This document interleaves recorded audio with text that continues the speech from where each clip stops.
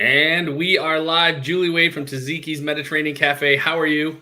I'm great this morning. How are you, Rev? I'm so excited to be talking to you. Now, you just told me you're in Denver today, correct? I am, yes. That's awesome. And for everybody that's watching here, why were you in Denver? I was here because there was a conference sponsored by Nation's Restaurant News magazine. It was the Create, the Future of Food Service. So that met here in Denver for 3 days. And now we have 2 locations in the Denver area. So I'm visiting stores the rest of the week before I head back home to Birmingham on Friday. Love that. Love that. Well, you answered another question I was going to ask is where you're from, because there's definitely a cool accent there, but we got this one. Yeah, So Birmingham, Alabama, born and bred. love it. I've been there once. I've been to the Sloss Furnaces, if you know where that is. Oh, most definitely. I went to a concert there. Anyway, Wow. there's a different story. So we were kind of joking before we went live here about the name of the business, and I wanted to tell a funny story, just sort of frame it up. So it's Ziggys Mediterranean Cafe, and it's easy, I think, to look at that name and be like, I don't know what that is. I grew up in Detroit, where we speak Greek food, not Greek, but funny, right? So I grew up eating gyros. Okay, to me, that is what it is, right? Because when you go eat at the Parthenon in downtown Detroit, that is what they call it, right? When I moved here to New Jersey, literally the first day I moved to New Jersey, I went to like a corner shop, whatever. I was hungry. I was like, oh, let's go get a gyros. Me and my buddy. I walked in. The guy's like, hey, can I help you? And I was like, I want a gyro fries and a pop.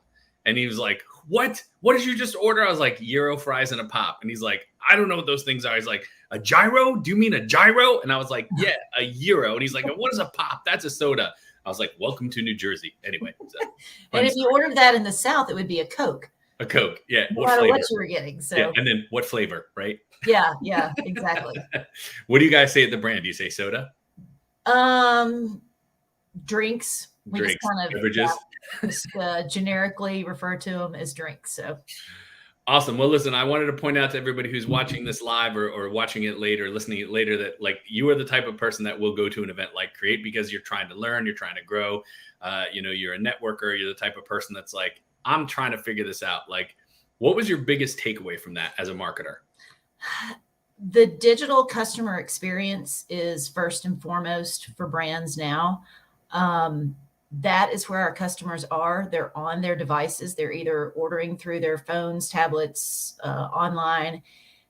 And in order to really serve them well, we have to be there and easy for them. Customers are going to gravitate towards what is the easiest. And if they're on your app and it crashes repeatedly, they're not going to go back. So that was kind of the big takeaway for me, just the technology, the usefulness of it. And everybody's kind of striving for the same thing to make that customer experience seamless, flawless, and make them want to come back to your brand. I love that. I mean, I've been to a couple of conferences lately, and that seems to be the talk everybody's on, that or like personalization. You know what I mean? And, yeah. Andrew here is saying that he likes some easy tech. Yeah, I think we would all like more easy tech, right? Yes, that would be good. Where are you at with like in your thinking in terms of like personalization and segmentation? Do you think digital marketing and people being on their phones, does that make it easier or does it make it harder? It actually makes it easier, I think. I'm glad that you asked about that because we're actually in kind of the planning stages of an endeavor that we'll see come to fruition in 2022, where we're taking all of our customer data, every single touch point that we get with our customers, putting it into one database so we can really personalize the communication back to them based on their habits, their preferences, their purchases, their locations, all of that data. Media and advertising is no longer mass. Sure, you can put a billboard up, especially when you have a new location and you want to draw attention to it. That's great.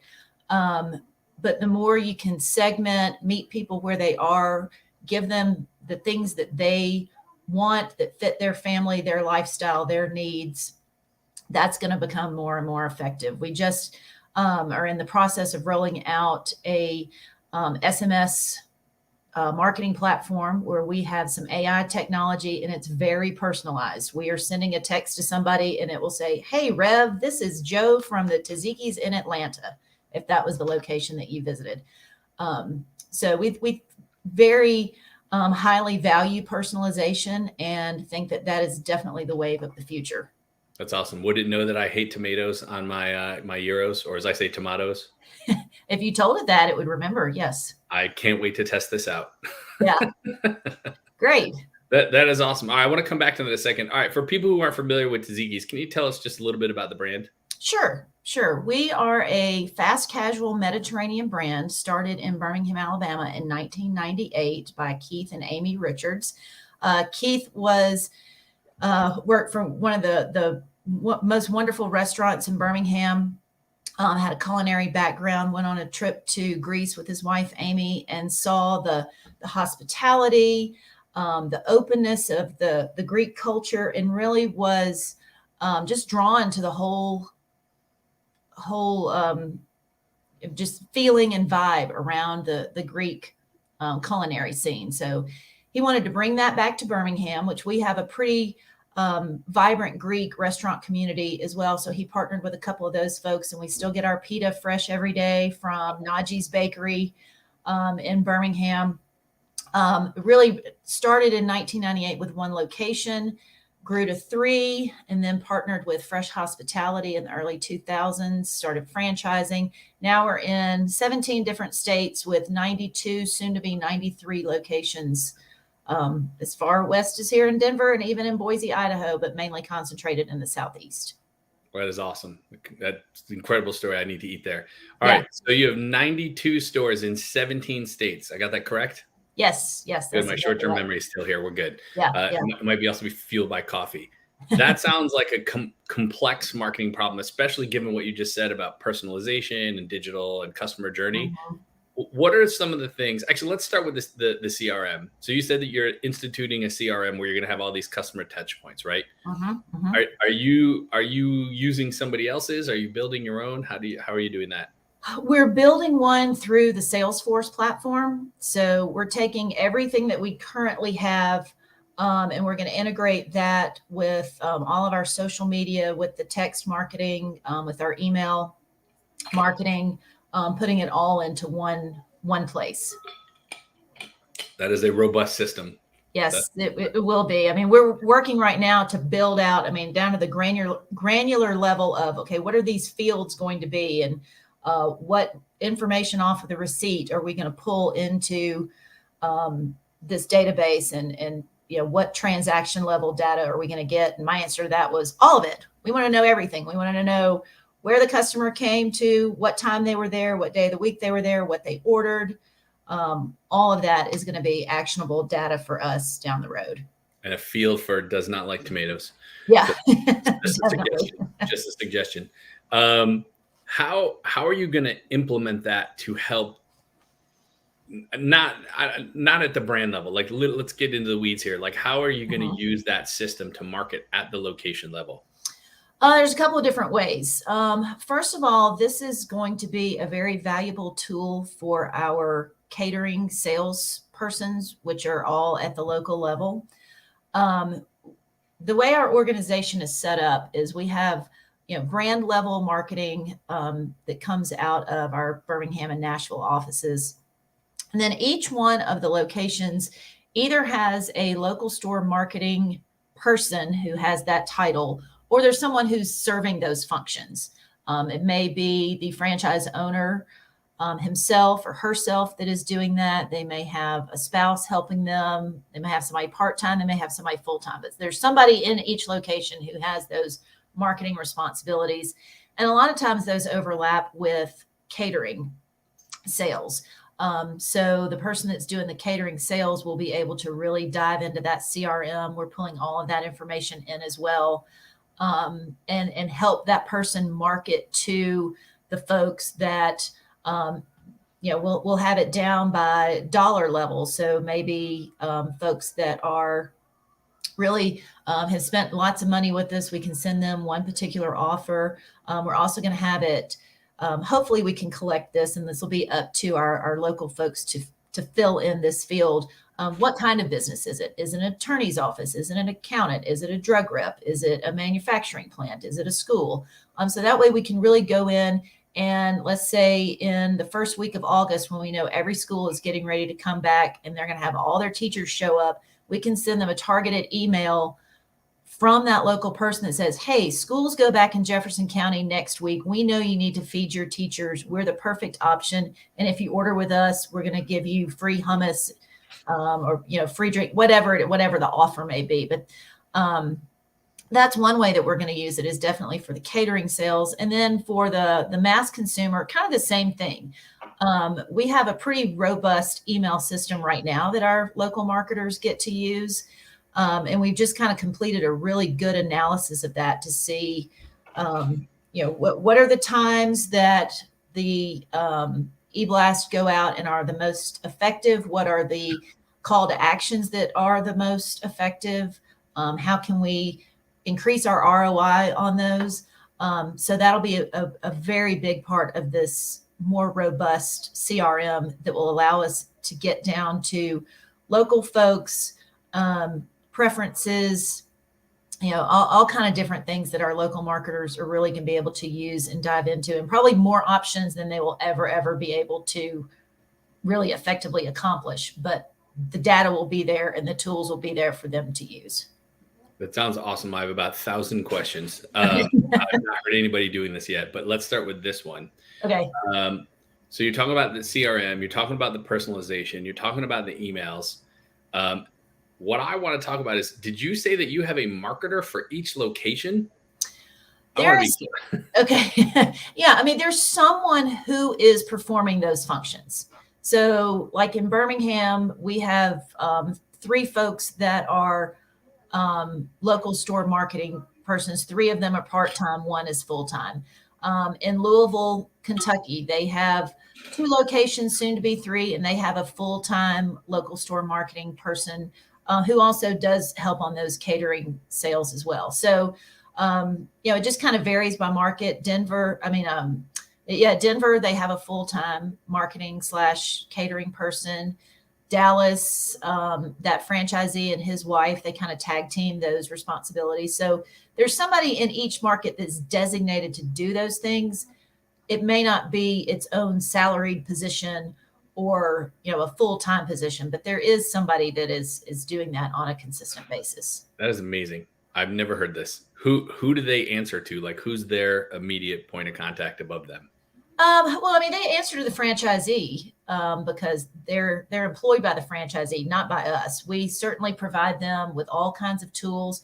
Every store that we have pays the same into our local marketing or our national marketing fund. So whether it's a franchise or a corporate store, everybody's paying the same percent. So we supply all kinds of tools that are needed, digital, as well as printed materials for them to go out into the community and do things with. We really want to see ourselves as the agency of record for our franchisees. So we try to provide all of those services, the design services.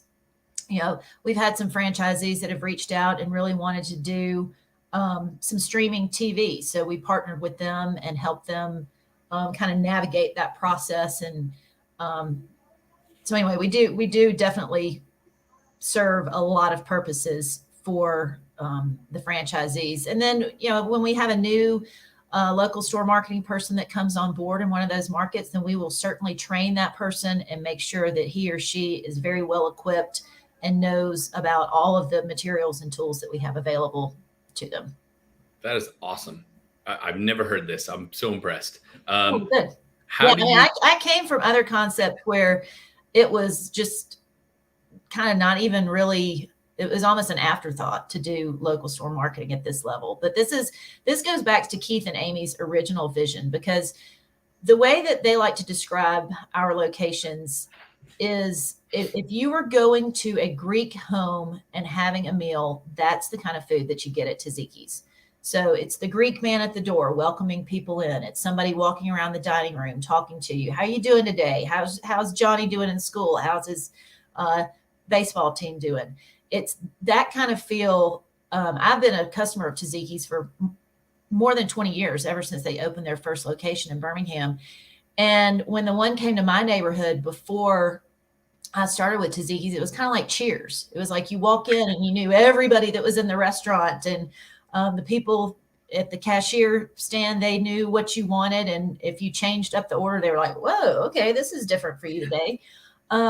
So we really strive to have that feel, and to get that in all of our markets, we really do need that local store marketing touch, because it's just critical to the brand. And we have awesome food, and it's really great food, but it's also the atmosphere and the just the hospitality that really sets Tzatziki's apart.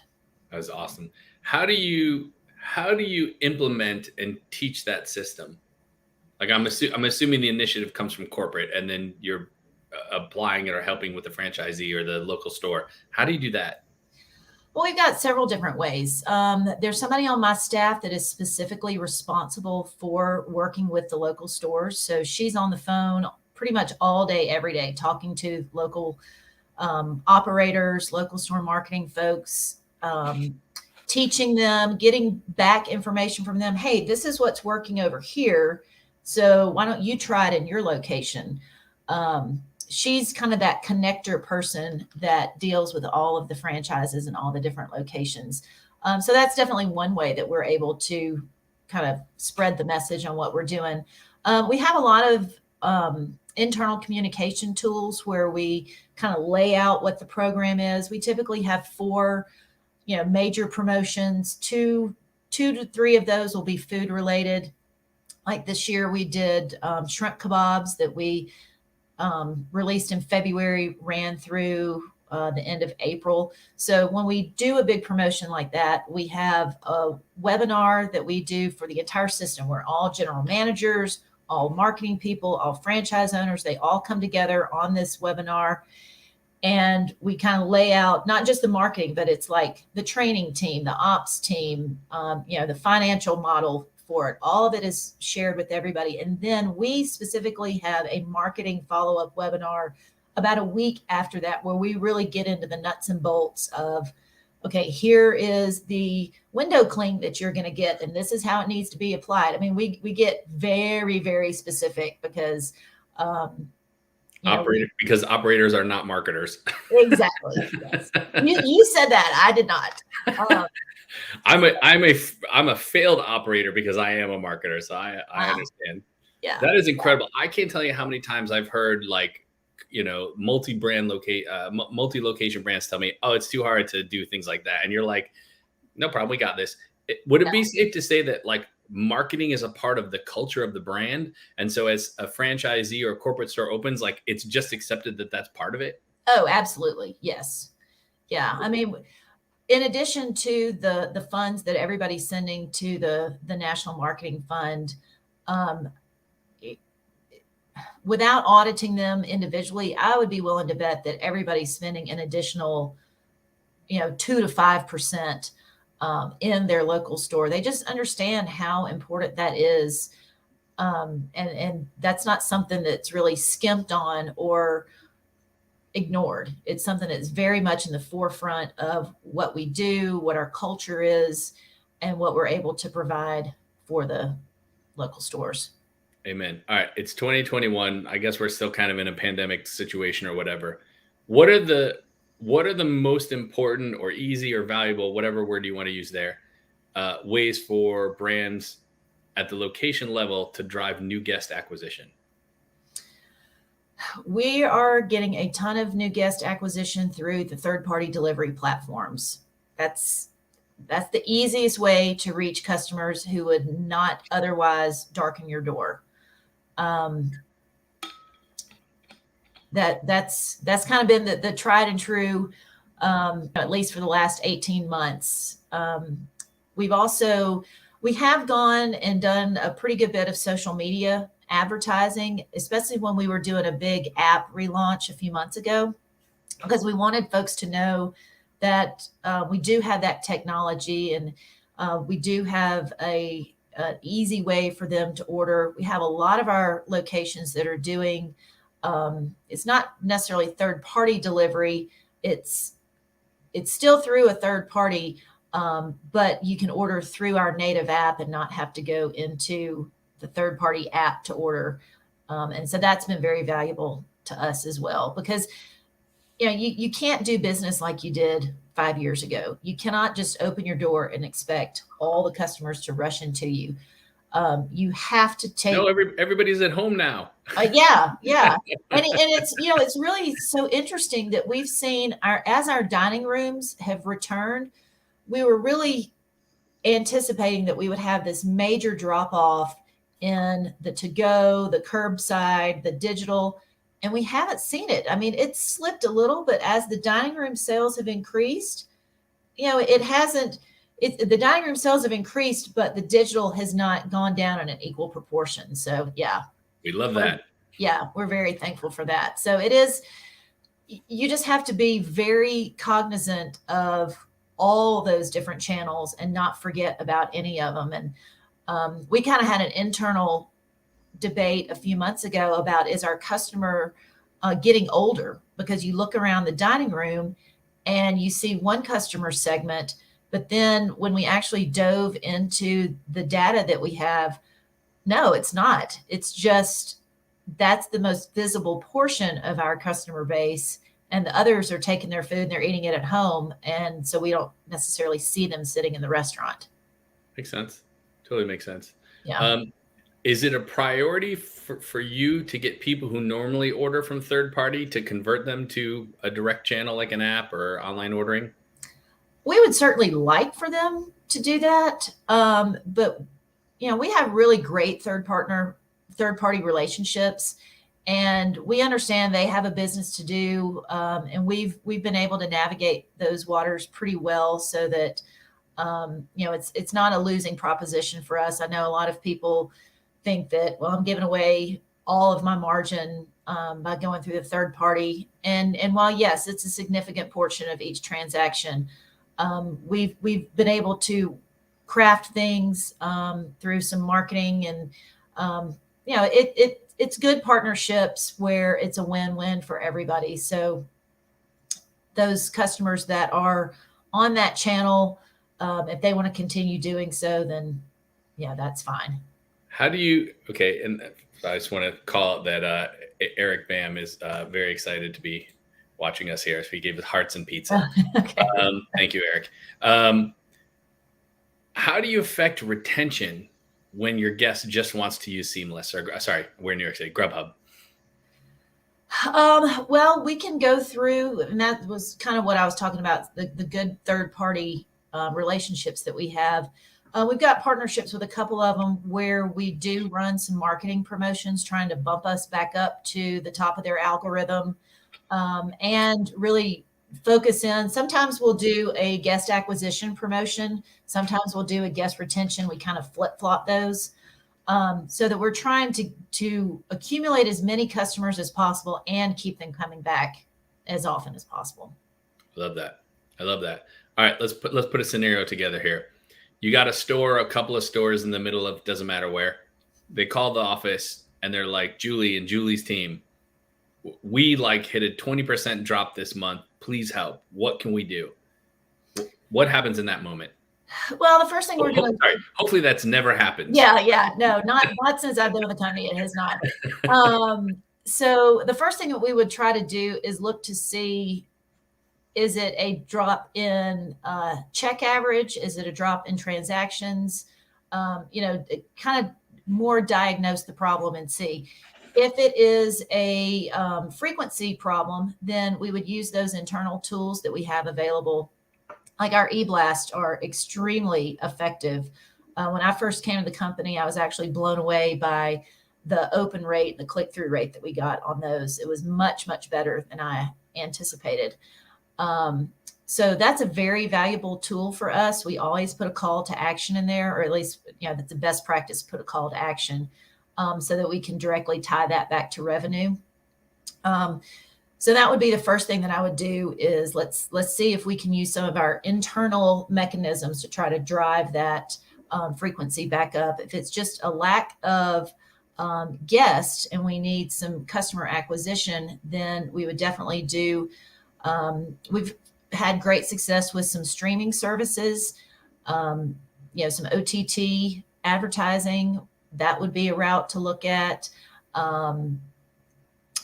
definitely would want to get them involved in our social media ads, because we do, some geofencing and some targeting and things like that. So we've got several tools at our disposal that we would certainly point them toward and assist them in getting up and running, so that we can get that turned around very quickly. Awesome. I love it. So if I heard correctly, analyze the data to see where the difference was, and then email is your number one tool for retention. Right now it is, yes. That's awesome. So Eric has a question here, and he's saying, I believe we are seeing the restaurant industry changing right in front of us. That's probably standard for all times of the restaurant business. Right. What do you think this looks like in 5 years? Oh, that's a really good question. And that's kind of at this conference I attended this week. That was the thing that everybody was looking at. And it all boils down to convenience. People are going to gravitate toward what is most convenient and most the easiest for them.